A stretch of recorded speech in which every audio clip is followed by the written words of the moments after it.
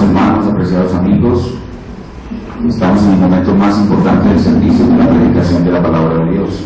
Hizo falta el pastor Julio durante el culto, ¿no? Cuando él no está, las cosas no salen bien. Pero bueno, vamos ahora a la predicación de la palabra del Señor. Y continuamos con nuestros estudios acerca de las doctrinas de la gracia. ¿Qué son las doctrinas de la gracia? Las doctrinas de la gracia son 5 doctrinas claves que cuando las presentamos juntas nos permiten observar de una manera especial, puntual, muy particular, la depravación humana. A través de estas doctrinas entendemos cuál es el verdadero estado del ser humano. Y vemos a partir de ahí a un Dios lleno de gracia, lleno de amor, pero un Dios soberano. También vemos a Cristo como un poderoso Salvador. Y hoy vamos a ver cómo, ante el llamado que el Padre hace, el Espíritu Santo entra en escena, trayendo a los pecadores a salvación de una manera eficaz. Las doctrinas de la gracia son un resumen de la doctrina de salvación que enseña la Biblia y son el verdadero evangelio de la gracia de Dios que está perdido en nuestros días. ¿Cuáles son las doctrinas de la gracia? Las doctrinas de la gracia son 5. Depravación total, elección incondicional, expiación limitada, llamamiento eficaz y perseverancia final de los santos. Ya comenzamos a estudiar estas doctrinas y hemos visto 3 de ellas. Ya vimos la depravación total humana. En Romanos capítulo 3, del 9 al 20, vimos cómo el Espíritu Santo hace una acusación a toda la raza humana. La acusa de estar depravada. Y presenta 7 características de depravación total y universal. No hay justo ni a uno. No hay quien entienda, no hay quien busque a Dios, no hay quien haga lo bueno, no hay ni siquiera uno. Y esas 7 características nosotros las resumíamos en una sola palabra. El hombre por su depravación está muerto, totalmente incapaz de volverse a sí mismo a Dios, totalmente incapaz de hacer algo bueno para alcanzar el favor de Dios. Siendo tal la condición del hombre, solo la gracia de Dios puede salvar. Y decíamos, sola gracia. Pero ¿cómo comienza Dios a actuar en la salvación de este hombre depravado? Dios comienza a actuar desde antes de la fundación del mundo con una elección incondicional, que ya también estudiamos en Romanos 8:28 a 9:24. Se llama elección incondicional porque Dios no ve absolutamente nada en la criatura que lo mueva a elegirlo. Es una elección del puro afecto de su voluntad.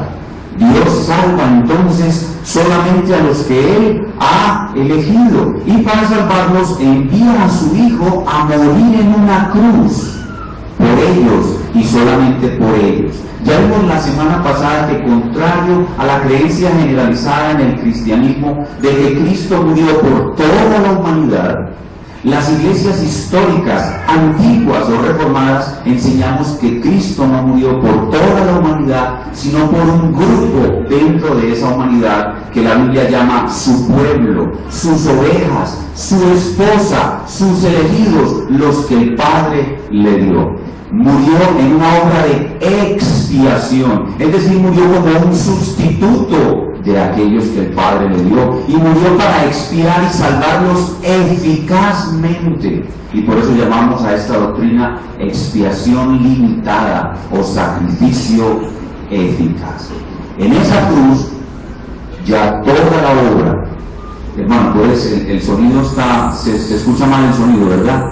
Vale la pena hacer la pausa porque en otras ocasiones me han dicho las personas que se distraen cuando el sonido no está funcionando bien. Ya toda esa obra de salvación quedó realizada en la cruz. Ya toda esa obra de salvación está completa en la cruz. pero ahora entra en escena el Espíritu Santo, que es la tercera persona de la Trinidad, la cual toma esa obra perfecta hecha por Cristo y la aplica al creyente. Y en el momento preciso, seleccionado por el Padre llama al que Él ha escogido y el Espíritu Santo lo regenera, trayéndolo a una nueva vida. Y eso es lo que llamamos llamamiento eficaz, o en otras palabras, gracia irresistible. Llamamiento eficaz o gracia irresistible. La palabra llamamiento es muy clara. Dios llama, y por eso hoy en el culto todos los himnos que cantamos eran: a Jesucristo ven sin tardar, busca a Dios, entre tanto tengas vida, busca a Dios. Dios llama, esa es la palabra llamamiento. Pero la palabra eficaz nos muestra que hay una forma de ese llamamiento de Dios que no puede ser rechazado, que va a cumplir eficazmente lo que hay detrás de ese llamamiento, y es el propósito de Dios de salvar a quien Él llama. Como dice la Escritura, mi palabra que sale de mi boca no volverá a mí vacía, sino hará todo aquello para lo cual la envié, y será prosperada en todo lo que yo quiero. Isaías 55:11, y en otro lugar dice: tu pueblo se te ofrecerá a ti voluntariamente en el día de tu poder. Y eso es lo que llamamos llamamiento eficaz o gracia irresistible.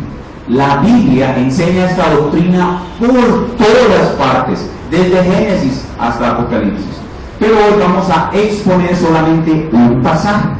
Vamos a leer ese pasaje, vamos a explicar ese pasaje y luego vamos a aplicarlo a nuestras vidas. Es decir, vamos a exponer, vamos a predicar expositivamente. Ese pasaje es Primera a los Tesalonicenses, capítulo 1, versículos del 1 al 11. Vayan allá conmigo, por favor. Primera a Tesalonicenses, capítulo 1, versículos del 1 al 11. Perdón, del 1 al 10, gracias. Primera Tesalonicenses, capítulo 1, versículos del 1 al 10. Vamos a ubicarnos todos allí y vamos a leer la palabra de Dios. Apreciados amigos que nos visitan, amados hermanos, esto es la palabra de Dios. Pablo, Silvano y Timoteo, a la iglesia de los tesalonicenses, en Dios Padre y en el Señor Jesucristo, gracia y paz sean a vosotros, de Dios nuestro Padre y del Señor Jesucristo. Damos siempre gracias a Dios por todos vosotros, haciendo memoria de vosotros en nuestras oraciones, acordándonos sin cesar, delante del Dios y Padre nuestro, de la obra de vuestra fe, del trabajo de vuestro amor y de vuestra constancia en la esperanza en nuestro Señor Jesucristo. Porque conocemos, hermanos amados de Dios, vuestra elección. Pues nuestro Evangelio no llegó a vosotros en palabras solamente, sino también en poder, en el Espíritu Santo y en plena certidumbre. Como bien sabéis, cuáles fuimos entre vosotros por amor de vosotros. Y vosotros vinisteis a ser imitadores de nosotros y del Señor, recibiendo la palabra en medio de gran tribulación con gozo del Espíritu Santo, de tal manera que habéis sido ejemplo a todos los de Macedonia y de Acaya que han creído.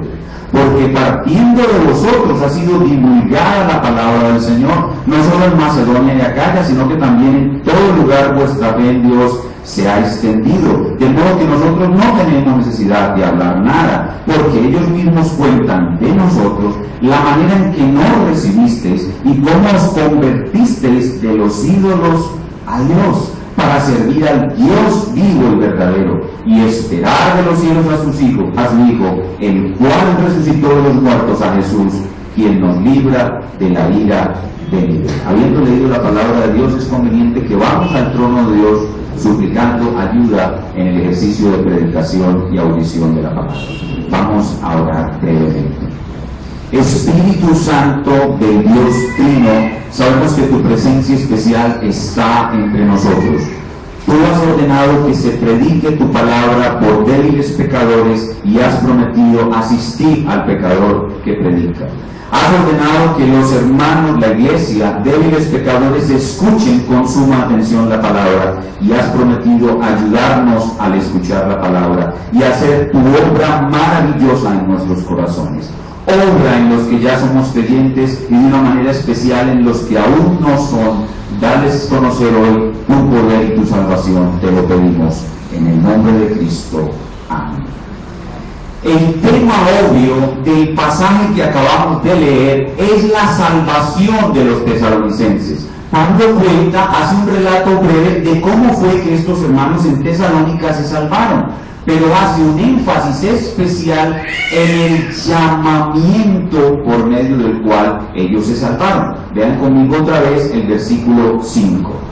Dice, pues nuestro evangelio no llegó a vosotros en palabras solamente, sino también en poder, en el Espíritu Santo y en plena certidumbre. Entonces, si bien el tema de nuestro texto es la salvación de los tesalonicenses, el énfasis de Pablo está en su llamamiento. Y por tal razón, vamos a tomar este énfasis del apóstol, esta parte especial del texto, y con base en el llamamiento, vamos a estudiar nuestro pasaje a través del siguiente bosquejo. Vamos a ver tres cosas en este pasaje sobre el llamamiento eficaz. Primero veremos los destinatarios del llamamiento eficaz, a quienes va dirigido el llamamiento eficaz, a quienes va a llegar un llamamiento eficaz. Eso está en el versículo 4. Veremos en segundo lugar las características de un llamamiento eficaz en el versículo 5. Y en tercer lugar veremos las evidencias, las señales, lo que produce un llamamiento eficaz en el versículo 9 y en otras partes del versículo. Son pues tres puntos los que estudiaremos. En primer lugar los destinatarios, en segundo lugar las características y en tercer lugar las evidencias del llamamiento eficaz. Pero antes, como hemos hecho siempre, al estudiar un libro de la Biblia o una carta debemos conectarnos con el contexto, es decir, familiarizarnos con la epístola a los tesalonicenses de una manera general. La primera carta de Pablo a los tesalonicenses fue una de las primeras cartas que él escribió. Probablemente la escribió en su segundo viaje misionero. Y la razón por la cual escribió esta carta es que él estaba muy angustiado por la iglesia bebé que había nacido en Tesalónica.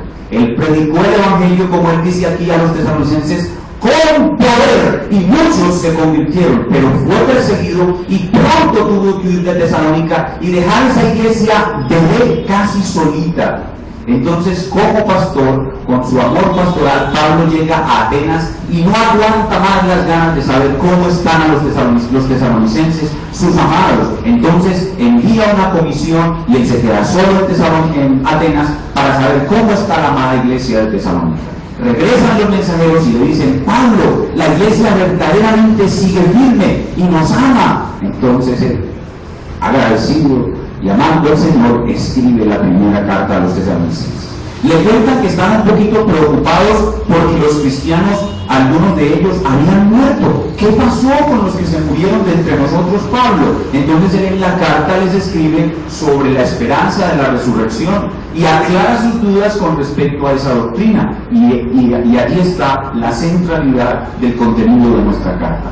Pero en medio de esa emoción, Pablo está tan alegre de haber visto una verdadera conversión, un verdadero llamamiento para los tesalonicenses, que al comenzar su carta hace énfasis en cómo fueron llamados, y de allí es que podemos aprovechar muy bien esta porción para entender el tema del llamamiento eficaz. Habiéndonos familiarizado pues con la carta, veamos en primer lugar quiénes son los destinatarios de un llamamiento eficaz. Y eso lo vemos clarito en el versículo 4. Dice el versículo 4, porque conocemos, Pablo dice, conocemos, con la seguridad de uno que está escribiendo bajo la inspiración del Espíritu Santo. Pablo dice, conocemos. Hermanos, los llama hermanos porque sabe que son sus hermanos en Cristo. Y ahora dice dos cosas de estos hermanos que los identifica como los receptores de un llamamiento eficaz. Estos hermanos de Tesalónica son dos cosas. Uno, amados de Dios, y dos, elegidos. Son amados de Dios y elegidos. ¿Quiénes son entonces aquellos que en un momento de su vida van a recibir invariablemente un llamamiento eficaz? Los que son amados de Dios y elegidos. Y estas dos cosas, si ustedes si pusieron buena atención a los sermones anteriores, estas dos cosas, el ser amado de Dios y elegido, forman parte de una cadena que ya vimos. Ya vimos una cadena que se llama la cadena de oro de la salvación. Y vamos a ver esa cadena de oro de la salvación para probar en este momento que todos los que hemos sido amados por Dios desde la eternidad, dice Jeremías, con amor eterno te he amado. Todos los que somos amados por Dios y hemos sido elegidos, en un momento de nuestra vida recibiremos un llamamiento eficaz. Esa cadena de oro está en Romanos 8, 29 y 30. Le voy a pedir el favor de que mantenga una señal en Primera Tesalonicenses para que podamos regresar rápido. Hoy vamos a estar viendo algunos textos fuera de nuestro texto principal y les ruego que tengamos agilidad. Entonces, denle una señal en Primera Tesalonicenses y vayamos a ver la cadena de la cual Pablo nos está aquí recordando los dos primeros eslabones, la cadena de oro de la salvación. Vea conmigo Romanos 8, 29 y 30. Romanos 8, 29 y 30. Dice la palabra de Dios: porque a los que antes conoció, ya les expliqué, esta palabra conoció no es un mero conocimiento intelectual. Esta palabra conoció equivale a la palabra amó, como cuando dice la Biblia que Adán conoció a su mujer Eva y engendró a su hijo Caín. Este conocer en la Biblia no es mero conocimiento intelectual, es afecto, es amor. Entonces, lo que dice Pablo aquí, que a los que antes conoció también los predestinó. Y esa palabra predestinó incluye la elección. ¿Y los predestinó para qué? Para que fuesen hechos conforme a la imagen de su Hijo, para que Él sea el primogénito entre muchos hermanos. Esto lo decretó Dios desde antes de la fundación del mundo. ¿Puede algo impedir que lo que Dios decretó suceda? Y porque nada puede impedir que lo que Dios decretó suceda, Pablo nos muestra esta cadena de oro. Dice el verso 30, y a los que predestinó, a estos también llamó. La elección, primero el amor de Dios, que te elige, luego te llama. Y ese llamamiento no es simplemente, oye, ven, te sugiero que vengas, te conviene venir, oye, no te resistas más, ven, si quieres puedes venir, yo estoy a la puerta y llamo, y yo soy un caballero, yo me respeto tu libre albedrío, te ruego que vengas. Absolutamente no. Cuando Dios dice, ven, vienes y punto. Esa es la doctrina del llamamiento eficaz. A los que amó, predestinó, y a los que predestinó, llamó. Y cuando Él dice, ven, vienes y punto. Y a los que llamó, los justificó. Y a los que justificó, los glorificó. Y ya les he dicho, toda la cadena está en tiempo pasado. ¿Por qué toda la cadena está en tiempo pasado si aún los que fuimos llamados y justificados no hemos sido glorificados? O porque para Dios es tan seguro el pasado como el futuro. Para Dios es tan seguro que lo que pasó en el pasado pasó, como que lo que va a pasar en el futuro va a pasar. La cadena es irrompible y absolutamente segura. Entonces, ¿quiénes son los destinatarios de un llamamiento eficaz? Nuestro texto lo dice claramente: los que son amados y elegidos de Dios. Pero veamos ahora, en segundo lugar, cuáles son las características de ese llamamiento eficaz. Regresemos a nuestro texto. Primera Tesalonicenses 1:5. Dice nuestro texto: pues nuestro evangelio no llegó a vosotros en palabras solamente, sino también en poder, en el Espíritu Santo y en plena certidumbre. Pablo nos habla del llamamiento eficaz de dos maneras. Primero nos dice lo que no es un llamamiento eficaz, lo que no es, y luego nos dice lo que es un llamamiento eficaz. Lo primero que Pablo nos muestra es que el llamamiento eficaz no son palabras solamente. Vea la primera frase del texto: pues pues nuestro evangelio no llegó a vosotros en palabras solamente. Hay un llamamiento que son palabras solamente, palabras que se lleva el viento, palabras que la persona que recibe está en su facultad, en su potestad de aceptarlas o rechazarlas, palabras que no producen ningún cambio, palabras que pueden ser oídas y menospreciadas. Hay un llamamiento que no es eficaz. Hay un llamamiento que es general. Hay un llamamiento que Dios hace a todos los seres humanos por igual. Un llamamiento universal, un llamamiento general, un llamamiento sin poder, un llamamiento en palabras solamente, un llamamiento que puede ser resistido. Eso es lo que Pablo quiere decir cuando habla de un llamamiento solamente en palabras. Un llamamiento que el gran mártir de la iglesia, Esteban, entendió muy bien cuando sus verdugos estaban dándole muerte. Vaya conmigo a Hechos capítulo 7. De nuevo, deje una señal en nuestro texto para regresar rápido a él.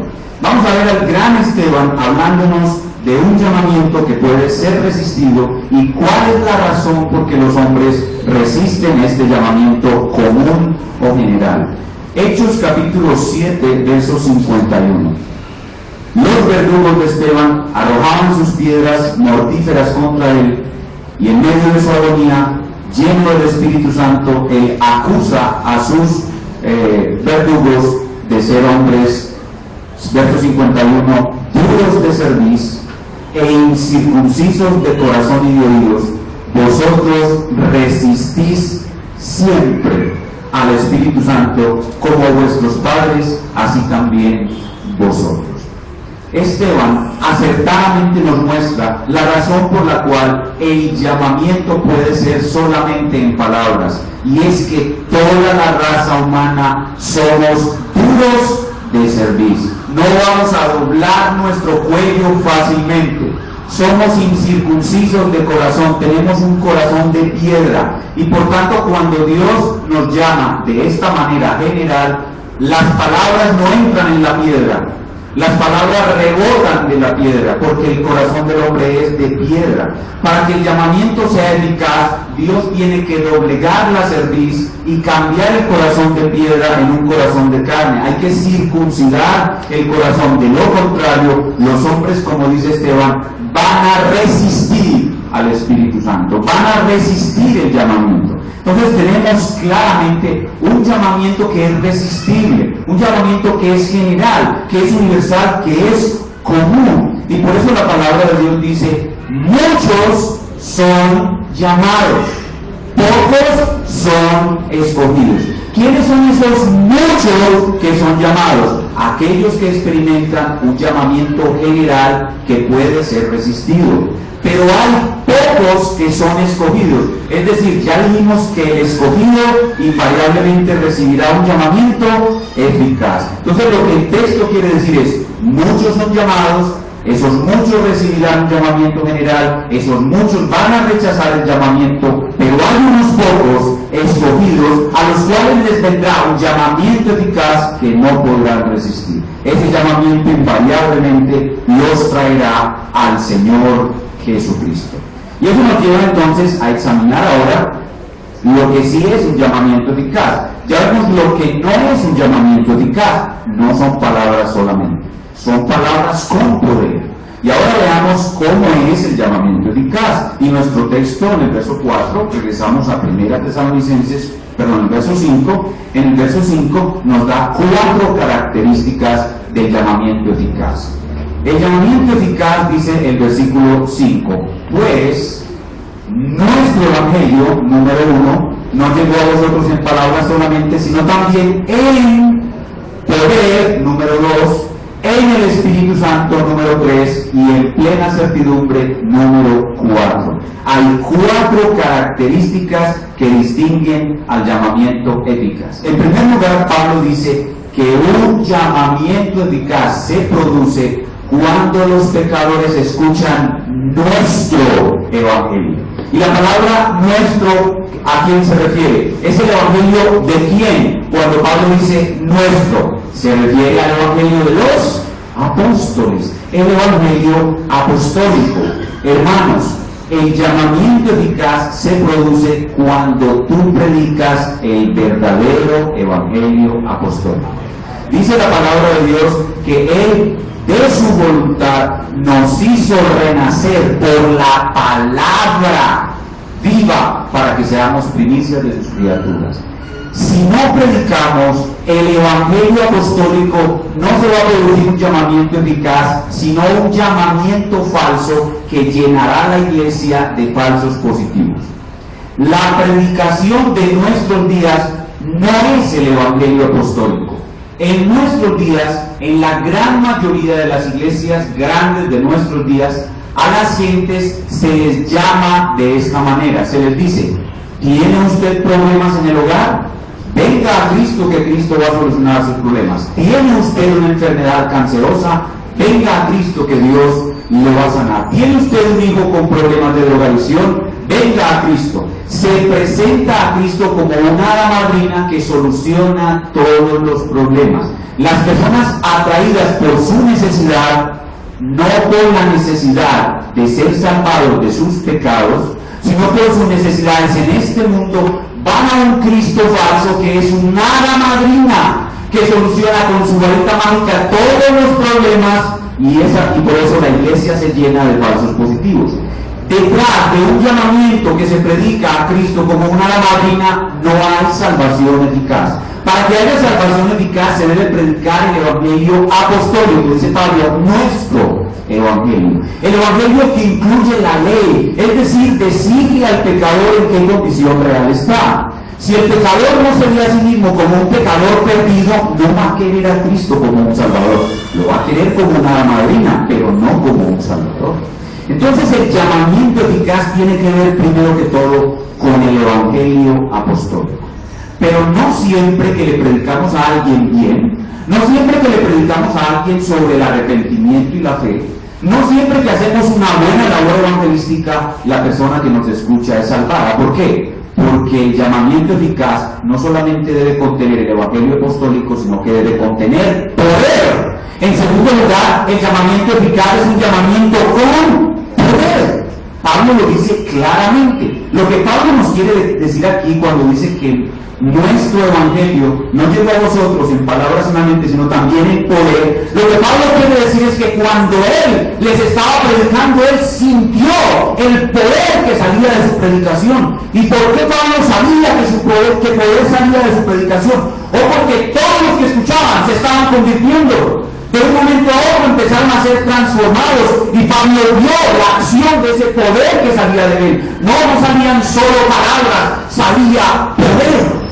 Y ese poder transformó a muchos de estos hombres tesalonicenses. A otros no. A otros lo que hizo fue llenarlos de furia para que lo persiguieran para matarlo. Pero a muchos el poder los transformó. Los hizo entender realmente que Pablo era un verdadero siervo de Dios y que lo que estaban escuchando era verdaderamente la palabra de Dios. Porque el poder produce una transformación en el alma, y esa alma es llevada eficaz e irresistiblemente a la salvación. Y algunas personas, cuando nos escuchan a nosotros predicar esto, dicen algo como esto: dicen que nosotros, los históricos o reformados del cristianismo, predicamos que Dios, contra la voluntad de los hombres, come a los hombres de las orejas y chapaleando los entra contra su voluntad al reino de Dios. Que eso es lo que enseñamos cuando hablamos de una gracia irresistible, de un llamamiento eficaz. No, lo que nosotros enseñamos es que cuando se predica con poder, ese pecador que no quiere entrar, ahora quiere entrar, y él viene voluntariamente, no obligado, chapaleando. No, él viene voluntariamente, es más, desea entrar, desea.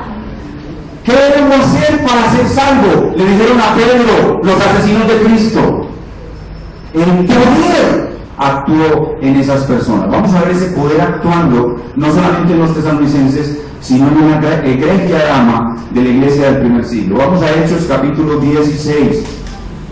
En esta ocasión Pablo está en Filipos, en la ciudad de Filipos, y hay un grupo de oración de damas judías, un té de damas al lado del río. Y esas damas que se reúnen para un té de damas reciben la visita de nada más ni nada menos que del apóstol Pablo. Y miren lo que sucede, Hechos 16, 14 y 15. Entonces, una mujer llamada Lidia, vendedora de púrpura de la ciudad de Tiatira, que adoraba a Dios, estaba oyendo. Y el Señor abrió el corazón de ella para que estuviese atenta a lo que Pablo decía. ¿Y qué pasó? Y cuando fue bautizada y su familia nos rogó diciendo: si habéis juzgado que yo sea fiel al Señor, entrar en mi casa y posar, y nos obligó a quedarnos. ¿Qué pasó en el corazón de Lidia? El poder de Dios actuó transformando su corazón. Las demás también estaban poniendo cuidado, pero la palabra de Dios dice que Dios hizo que ella pusiera especial cuidado. Y escuchó la palabra con poder que no actúa en las demás. Las demás damas se fueron por lo menos criticando a Pablo por enseñar cosas que no son de la fe judía. Pero esta mujer quedó convencida porque el poder de Dios le mostró que aquel que Pablo predicaba era el Mesías de Israel. Pero una evidencia mucho más clara de ese poder que actúa en el llamamiento eficaz la tenemos en el mismo Pablo. Nuestros hermanos que no tienen esta fe dicen que el Espíritu Santo es un caballero y que Él está ahí medio tímido en la puerta de tu corazón tocando y te dice: ay, Juanito, ábreme, ¿por qué te tardas tanto para abrirme? Mira que te vas a ir al infierno, Juanito, ábreme. Y que el Espíritu Santo no hace nada en el hombre hasta que el hombre mismo le abra la puerta. Bueno, el apóstol Pablo no es un ejemplo de eso. El Espíritu Santo no estaba en la puerta del corazón de Saulo de Tarso diciéndole: Saulito, Saulito, ábreme, Saulito. No. El tipo iba para Damasco a matar a los cristianos y de un momento a otro, ¡suas!, al suelo. Y ahí quedó. Y ahí quedó. Y se levantó diciendo que: ay, ¿por qué me hiciste esto? No. Señor, ¿qué quieres que yo haga? No es tan caballero el Espíritu Santo como dicen nuestros hermanos. Dios obró en Pablo un llamamiento eficaz por la obra de su poder. Pero el llamamiento eficaz no es solamente en el Evangelio apostólico, el poder, sino que Pablo dice que también es en el Espíritu Santo. Versículo 5 otra vez de nuestro texto dice: pues nuestro Evangelio no llegó a vosotros en palabras solamente, sino también en poder, en el Espíritu Santo. ¿Y qué es lo que quiere decir Pablo aquí cuando dice que ese llamamiento es en el Espíritu Santo? Pues que el llamamiento, aunque el Padre es el que llama, ninguno viene a mí si el Padre que me envió no le trajere. El Padre es el que llama, es la voz del Padre. Cuando la voz del Padre llama al pecador, el Espíritu Santo actúa y Él viene y hace una obra de poder en el pecador. El Espíritu Santo llega y hace la obra de regeneración. El poder y la presencia del Espíritu Santo son inseparables.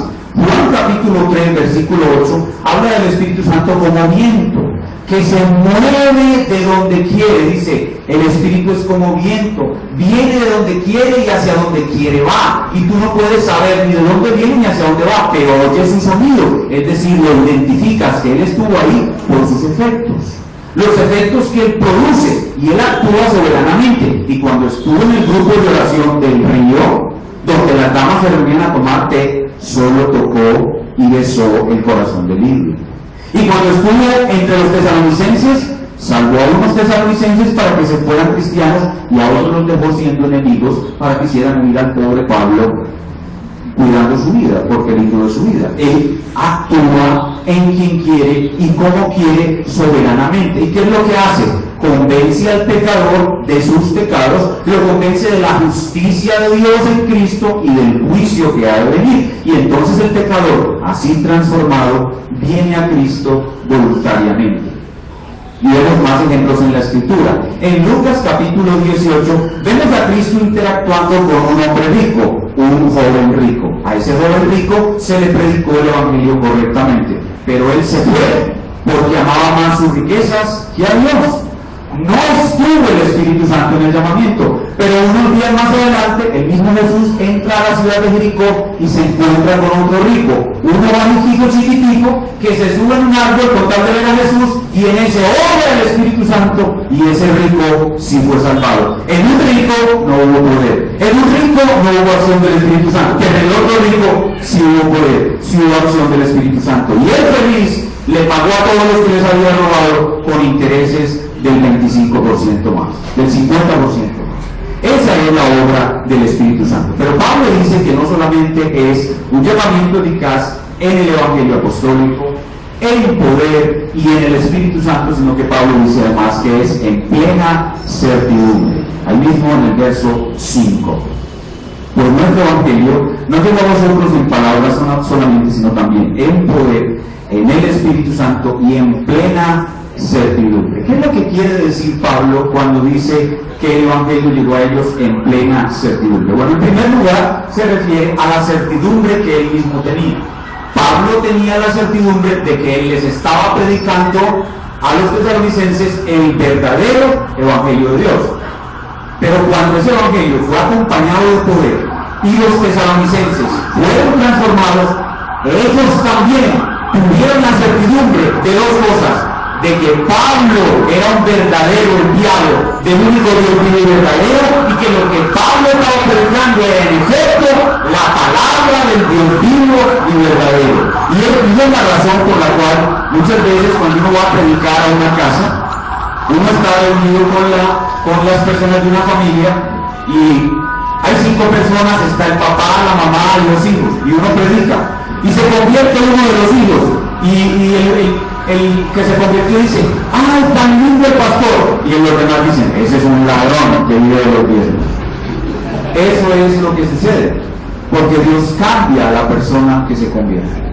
Vean la certidumbre que Pablo habla en los tesalonicenses en el capítulo 2, versículo 13. Primera Tesalonicenses 2:13.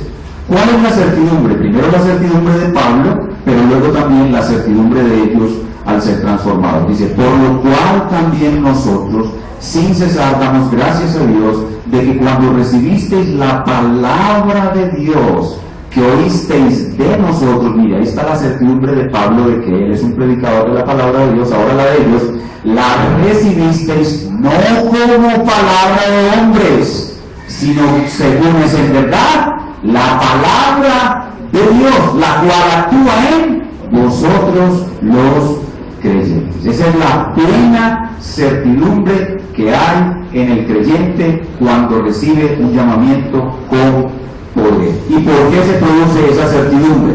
La certidumbre se produce por lo que decíamos hace un momento. Aquí está el alma muerta y en tinieblas del pecador que no conoce a Dios. Aquí está el predicador hablando. Cuando el predicador ungido está hablando, las palabras del predicador llegan a los oídos de esta pobre alma muerta. En esas palabras va el Espíritu Santo y el poder de Dios, y cuando esas palabras tocan el alma muerta, en estas palabras está el llamamiento. Cuando las palabras tocan el alma muerta, inmediatamente se produce la regeneración. Es decir, esta alma que era una negrura, una oscuridad total, inmediatamente se produce vida, y esa persona es regenerada. Y como estas palabras le están hablando de su pecado por medio de la ley de Dios, el pecador dobla la cerviz y dice: sí, soy un pecador. Y como estas palabras le están hablando del juicio eterno de Dios en el infierno, el que ahora está regenerado dice: yo merezco el infierno. Pero ahora cuando estas palabras le dicen que Cristo es un maravilloso Salvador y que viene a salvarlo, el pecador levanta su cabeza y mira a Cristo y dice: yo quiero a Cristo. Clama por Cristo. Y le dicen: venga a Cristo. Y él, más rápido que inmediatamente, se arrodilla a los pies de Cristo. Eso es un llamamiento eficaz, porque hay certidumbre en esta alma transformada de que este que le está hablando es un siervo de Dios, y de que la palabra que él está hablando es de Dios, porque hay una nueva vida en él que le permite tener esa plena certidumbre.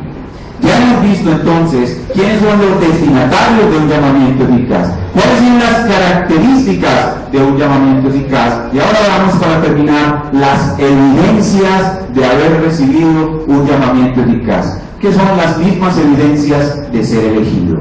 Las evidencias de ser llamado son las mismas evidencias de ser elegido, porque en la Biblia las dos cosas son inseparables. Vayan conmigo a Apocalipsis, capítulo 17, versículo 14. En la Biblia son inseparables la elección y el llamamiento, y a los creyentes se les llama indistintamente tanto llamados como elegidos. Pues lo que vamos a ver en este último punto son las evidencias de ser un llamado o de ser un elegido, porque es exactamente lo mismo. Apocalipsis 17, 14 dice: pelearán contra el Cordero, estos son los enemigos de Cristo, y el Cordero los vencerá, porque Él es Señor de señores y Rey de reyes, y los que están con Él son llamados y elegidos y fieles. Son llamados y elegidos y fieles. Entonces, ¿qué es lo que vamos a ver en este último punto? Vamos a ver las evidencias de que usted es un elegido, las evidencias de que usted es un llamado. Veamos otra vez nuestro texto en el versículo 6. Y hay una palabra clave ahí, que es la que le da apertura a nuestro último punto, verso 6. Dice: y vosotros, esos vosotros son los tesalonicenses, y vosotros vinisteis a ser. Esas son las palabras claves. Vinisteis a ser. Yo era algo, ya no lo soy más. Vine a ser. Esa es la evidencia de que yo soy un llamado. Ya yo soy otra cosa. Yo ya no soy yo. ¿Entienden? Yo ya no soy yo. Y aquí les voy a repetir otra vez. Me gusta mucho contar esta historia. Muchos ya la saben, pero me van a perdonar. Y hay algunos que no la saben. Cuando se convirtió el gran hombre del pasado, Agustín de Ponte y Pona, San Agustín, cuentan que días posteriores a su conversión salió a la plaza de su pueblo a recorrer la ciudad, y estando caminando en la plaza, una de sus amantes lo vio en la distancia. Cuando lo vio, comenzó a acercarse a él, y él comenzó a alejarse de ella. Ella se acercaba más rápido y él se alejaba mucho más rápido, y ella empezó a correr y a gritarle: Agustín, Agustín, soy yo. Y él le decía: sí, pero yo ya no soy yo. Eso es llamamiento eficaz. Yo vengo a ser otro, yo ya no soy yo. Y por eso es que su mamá no lo reconoce, ni su papá lo reconoce a usted, porque usted es otra persona. Usted ya no es usted. ¿Y cuáles son las evidencias de que usted ya no es usted? Tres cosas. Primero, usted se convierte en un imitador de Cristo, desertor de los ídolos y esclavo en el reino de Dios. Son tres cosas. Usted se convierte en un imitador de Cristo, en un desertor de los ídolos, eso es lo que más le choca a su familia, y usted traiciona la religión de sus padres, y en un obrero esclavo del reino de Dios. Veamos en primer lugar que cuando usted recibe un llamamiento eficaz, la primera evidencia es que usted es un imitador de Cristo. Verso 6. Y vosotros vinisteis a ser imitadores de nosotros, de los apóstoles y del Señor. Entonces nos convertimos en imitadores del Señor. Pero ¿cuáles son las cosas que en el contexto nos quiere decir Pablo que nos convertimos en imitadores del Señor? Son las cosas relacionadas con el sufrimiento. Cuando usted no conocía a Dios, cuando usted nunca había sido llamado eficazmente, usted por nada de esta vida estaría dispuesto a sufrir por Dios. Usted lo único que le interesa es su bienestar en esta vida, y usted no estaría dispuesto a sufrir nada por Dios. Pero cuando usted recibe un llamamiento eficaz, usted se convierte en un imitador de Cristo. Cristo dejó todos sus privilegios y su gloria en el trono celestial y se humilló. Bueno, usted también está dispuesto a humillarse. Cuando usted recibe a Cristo, un llamamiento eficaz, usted está dispuesto a humillarse. De hecho, a usted lo humilla todo el día, todos los días. Y usted agacha la cabeza y ora por los pobrecitos que le dicen a usted que es pobrecito, que está enajenado y que le han lavado el cerebro en esa religión donde el pastor vive de los diezmos. Y se burlan de usted. Pero usted está dispuesto a sufrir. Pero no solamente eso, usted está dispuesto a dejar a su papá, está dispuesto a dejar a su mamá. Jesús dice, el que ama a su padre o a su madre más que a mí. Cuando usted recibe este llamamiento, usted está dispuesto a amar a Jesús más que a su mamá, más que a su papá, y muchos de ustedes aquí lo han demostrado más de una vez, fehacientemente. Entonces usted se convierte en un imitador de Cristo. Y cuando Cristo le dice, si quiere venir en pos de mí, niéguese a sí mismo y tome su cruz, le está invitando al sufrimiento. Usted está diciendo, Señor, aunque me mates, en ti esperaré. Usted se convierte en un imitador de Cristo. Y también es imitador de Cristo porque Él, Cristo, perseveró hasta el final, obedeciendo al Padre, y cumplió toda la obra del Padre. Y usted es un imitador de Cristo porque en usted está el propósito también de llegar hasta el final. Y eso lo veremos en la siguiente doctrina, que los que somos llamados, somos elegidos, somos fieles, vamos a permanecer hasta el final. Y no por nuestra fuerza, sino porque Él persevera, guardándonos hasta el final. Entonces usted se convierte en un imitador de Cristo en sus sufrimientos, en su servicio. Pero no solamente usted se convierte en un imitador de Cristo, usted se convierte en un desertor de los ídolos. En un desertor de los ídolos. Vea conmigo el versículo 9. Porque ellos mismos cuentan de nosotros la manera en que nos recibiste y cómo os convertisteis de los ídolos a Dios. Antes de recibir un llamamiento eficaz, usted adoraba a muchos ídolos. Usted tenía muchos ídolos, algunos eran de yeso y de madera o de metal, pero la mayoría de sus ídolos eran en su propio corazón. El principal ídolo era usted mismo. Qué lindo soy, qué bonito soy, cómo me quiero. Ese era su principal ídolo. Y tenía como ídolo a su mamá, y a su papá, y a sus hijos, y el dinero era su ídolo. Aquí, antes de ser convertidos, aquí había muchos adoradores de Mamón, el dios de las riquezas.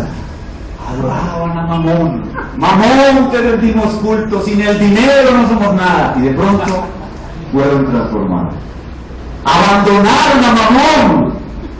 Se burlaron de la iglesia. Oiga, la gente dice que no va a la iglesia y todos van a la iglesia de Mamón. ¿Qué tal? Y no vienen a la iglesia de Cristo porque adoran a Mamón. Entonces abandonan sus ídolos. Se convierten en desertores de los ídolos. Ahora, como usted ha sido llamado eficazmente, usted puede entender la diferencia entre la verdad y el error. Y lo que antes le parecía verdad, ahora le parece la más terrible herejía. Porque ahora tiene luz, tiene una nueva vida. ¿Por qué? Porque el Espíritu Santo entra en usted y hace esa obra. Lo regenera, le da el arrepentimiento, le da la fe, usted cree y se arrepiente, y enseguida lo justifica, lo santifica, lo declara hijo, lo adopta como hijo, y el Espíritu Santo viene a habitarlo a usted y empieza a darle el discernimiento de la verdad. Y ahora usted ve el mundo totalmente diferente. Ve otro mundo, tiene otra cosmovisión. Y por esa razón usted abandona los ídolos, abandona toda mentira y ahora camina en la senda de la verdad. Y entonces los que somos cristianos nos alegramos con usted y le decimos bienvenido hermano al reino de Dios. Pero su familia y sus amigos le dicen, se enloqueció, te lavaron el cerebro, te perdimos, te ganaron esos evangélicos. Y te critican y te estorban en seguir tu caminar a Cristo. Entonces te conviertes en un desertor de la idolatría. Pero en tercer lugar, cuando uno recibe un llamamiento eficaz, no solamente es un imitador de Cristo, un desertor de la idolatría, sino que se convierte en un esclavo del reino de Dios. Y ahora lo que ustedes quieren es servir al reino de Dios. Entonces, aquí está el doctor que tiene un PhD, el más alto ejecutivo de una empresa, de pronto vino a la iglesia y el Señor lo llamó eficazmente y el tipo está emocionadísimo, y al otro día llega a la iglesia y la hermana Yasmín dice, los invito cordialmente a barrer y trapear la iglesia, y el doctor con su PhD se para, y se para a barrer y a trapear la iglesia. ¿Cuándo? Porque ahora tiene una nueva vida, tiene una nueva perspectiva. Es un esclavo de Jesucristo. Y entonces llega a la oficina y empieza a hablarle a todo el mundo de Cristo y dice, oiga, el doctor se enloqueció. O como algunas hermanas, algunas de ustedes antes de convertirse eran impotables y en las oficinas no se las tragaba nadie. Y de pronto llegan sonriendo y cariñosas y amando a todo el mundo y todo el mundo, ¿qué le pasa a esta vieja? Es así que les ha sucedido, ¿verdad? Así sucede. Ahora ustedes quieren con amor tratar a esas personas. llevarlos al reino de Cristo y son amables y amorosas, y sus compañeros de trabajo no lo pueden creer. Ahora ustedes son esclavos de Cristo y ustedes quieren servir al Señor llevando su palabra, llevando su evangelio, haciéndole el bien a todos, como estos tesalonicenses. Miren a estas personas, verso 3: acordándonos sin cesar delante del Dios y Padre nuestro de la obra de vuestra fe, del trabajo de vuestro amor y de vuestra constancia en la esperanza en nuestro Señor Jesucristo. Pero no solamente son obras de fe y de amor, sino también el evangelismo, versículo 8: porque partiendo de vosotros ha sido divulgada la palabra de Dios del Señor, no solo en Macedonia y Acaya, sino que también en todo lugar vuestra fe se ha extendido, de modo que nosotros no tenemos necesidad de hablar nada. Es como en esta iglesia. En esta iglesia los pastores no tenemos que evangelizar, ustedes son los que evangelizan a todo el mundo. Mentira, no es así, todos tenemos que evangelizar. Pero es una señal de que uno ha recibido un llamamiento eficaz, que uno no se puede quedar callado. Uno tiene que hablar de Jesús. Esa es una marca distintiva. ¿Qué hemos visto entonces en el día de hoy? Hemos aprendido qué es un llamamiento eficaz, quiénes son sus destinatarios, sus características y sus evidencias. Y vamos a resumir lo que hemos aprendido en frases cortas. Lo que hemos aprendido hoy es lo siguiente: que hay dos clases de llamamientos. Uno es general, resistible y para muchos. Hay un llamamiento que es general, resistible para muchos, y hay un llamamiento que es particular, eficaz e irresistible, y es solo para los elegidos. En segundo lugar, aprendimos que ese llamamiento viene a través del evangelio apostólico, que es la correcta predicación de la palabra de Dios la que va a producir el llamamiento eficaz. En tercer lugar, aprendimos que ese llamamiento con el evangelio apostólico trae poder que regenera a la persona y le da la conversión, la justificación y lo transforma en la imagen de Cristo. Y todo aquel, cuarto y último, que ha sido transformado, da evidencias de ser transformado. No importa dónde esté, puede estar en una iglesia evangélica histórica como esta, puede estar en una iglesia carismática arminiana, puede estar en la iglesia católico-romana, pero si ha recibido un llamamiento eficaz y tiene las marcas de haberlo recibido, es un verdadero siervo del Señor. Terminemos entonces ahora trayendo algunas palabras de aplicación, de una manera práctica. ¿Qué trae a nuestras vidas el estudio que hemos hecho de nuestro pasaje? La primera aplicación que este pasaje nos trae es para todos los que somos miembros de esta iglesia o decimos creer en Jesucristo.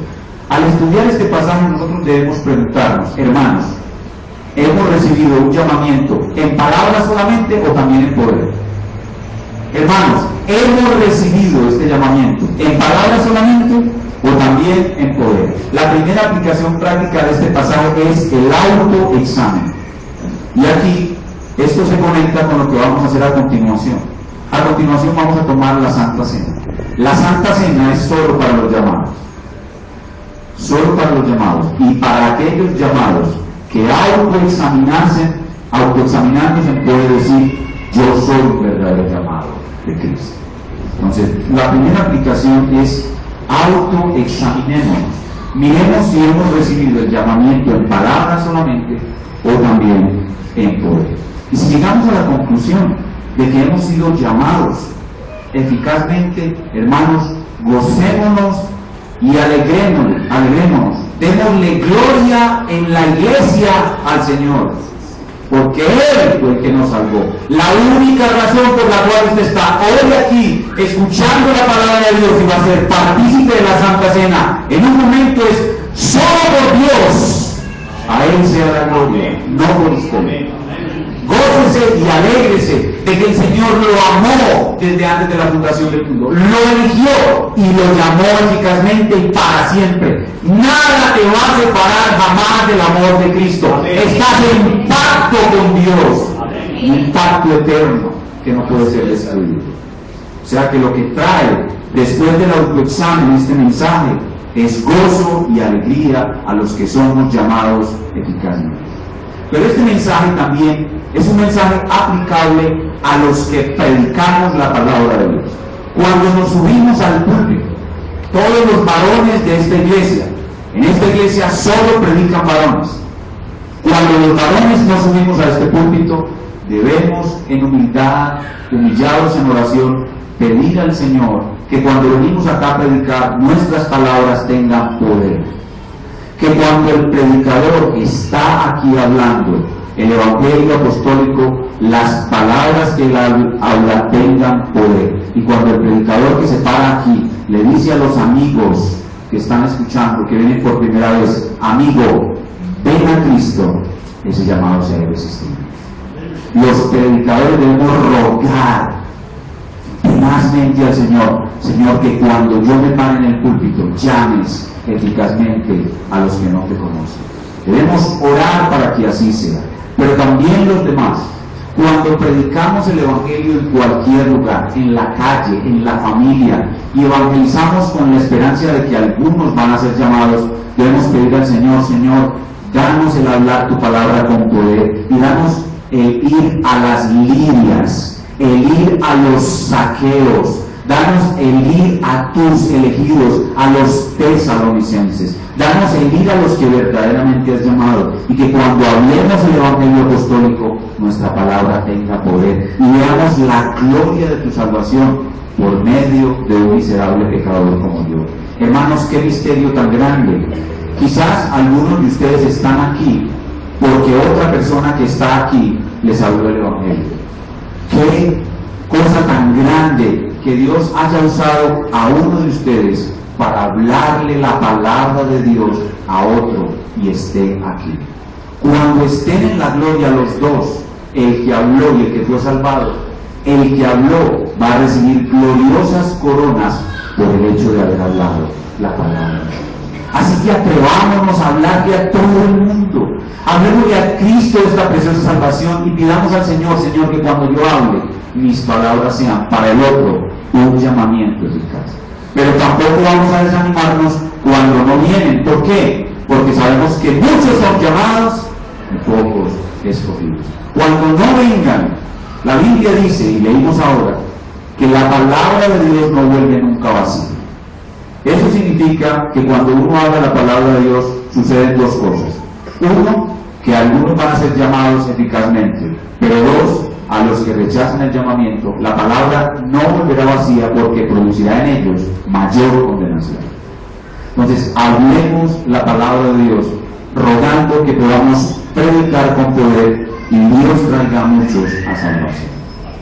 Y la aplicación final para los hermanos, para los amigos que están visitándonos, amigos que nos visitan, las personas que aún no pueden identificarse como verdaderos cristianos. Lo que has escuchado hoy te da suficiente información y te permite entender que por medio de esta palabra predicada, Dios te está haciendo a ti, amigo querido, un llamamiento.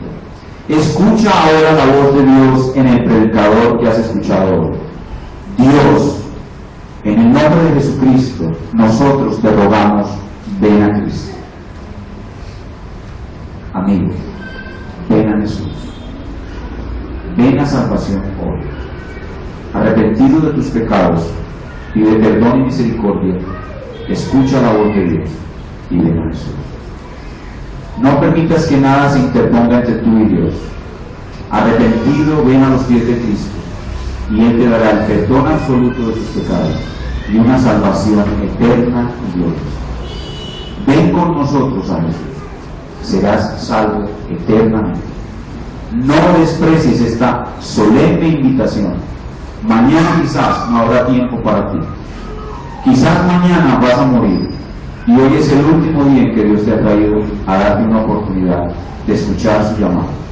Ven a Jesús, que Él te llama.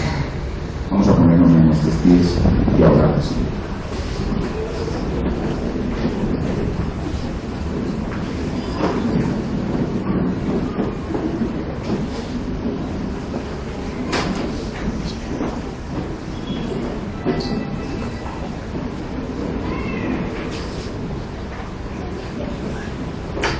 Vamos a repetirles a nuestros queridos amigos el llamamiento de Dios. Hermano que está grabando, por favor, apaga la grabación. Vamos a ver.